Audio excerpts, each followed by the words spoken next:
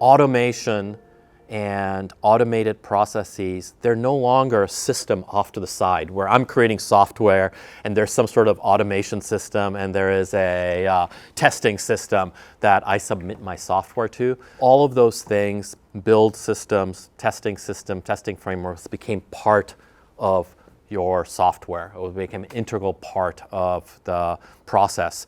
And that has been a real focus and a philosophy of our design, is to allow people to think about their little unit of automation. I am an engineer and I'm worried about this one particular module, and so I'm going to set up an automated build that only triggers off if one of these files changes. So we wanted very easy to set up that automation without having to think about all of the other automations that have been set up. There's certainly automations that you can put in place to mitigate the damage, and a lot of those are oftentimes informative type automations. You're essentially going through a process of locking down the project. Things have been signed off, people have looked at it. You need to get more and more careful about touching, materials, touching little things, because you think you're touching a little thing that impacts one thing, but it was a big team and it might impact something else that you don't know that it's impacting. So a lot of times it's about putting in automations that just report to the producer, these things changed, or to the leads, and that they realize that, oh, we should be watching out for this.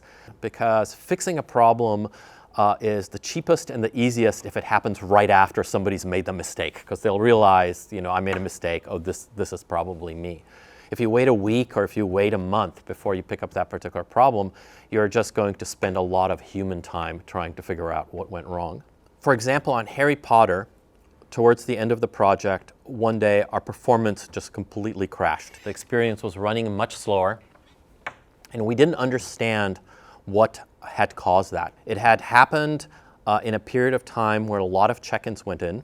It was during COVID, so we didn't have a lot of people on stage testing. There was only 2 people on testing, and the performance was exponential to the number of people in the experience. So the difference hadn't really been picked up when we had 1 or 2 people testing on stage. But when you put 5 or 6 people in, the performance was unbearable. And so we actually resorted to going back in time and just looking at builds from back in time.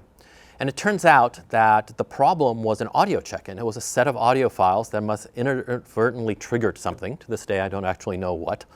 And it's not something that we would have ever kind of glommed onto and figured out by looking at what the check-ins are. We suspected everything besides this one check-in. But having the history where all of our assets in there, audio assets, art assets, were checked in with the code, and we had automated builds going where we could correlate when the builds were done with the code, made it actually time-consuming, but a pretty non-technical task to go back and figure out where the build had broken, isolate the check-in, and from there we could go off and solve it.